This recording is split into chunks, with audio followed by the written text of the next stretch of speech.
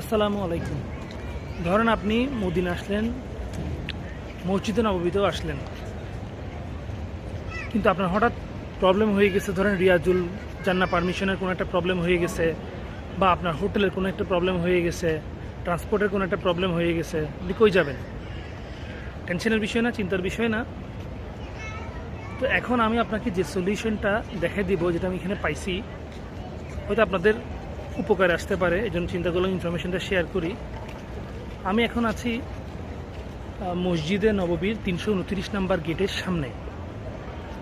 তো এখন এখানে একটা ইনফরমেশন পাইলাম, যারা রিয়াজুল জান্না জিয়ারতের রিয়াজুল জান্না নামাজ পড়ার জন্য কোনো একটা প্রবলেমে পড়ে গেছেন, ধরেন পারমিট হয় নাই, কোনো কারণে পারমিটে প্রবলেম হয়েছে, তারপর হোটেলে প্রবলেম হয়েছে, গাড়িতে প্রবলেম হয়েছে, মানে কোনো ধরনের যদি সমস্যায় পড়েন, ঘাবড়ানোর দরকার নাই।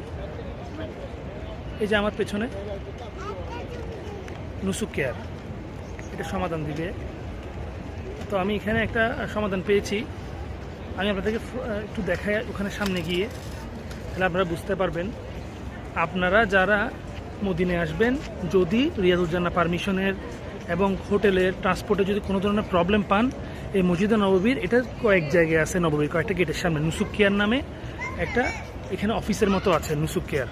এই নুসুক কেয়ার অফিসে আসলে আপনারা কথা বলবেন, ভিসার কপি লাগবে, তো পাসপোর্টের কপি দেখাবেন, ভিসার কপি দেখাবেন, ওরা আপনাকে সমাধান দিয়ে দিবে।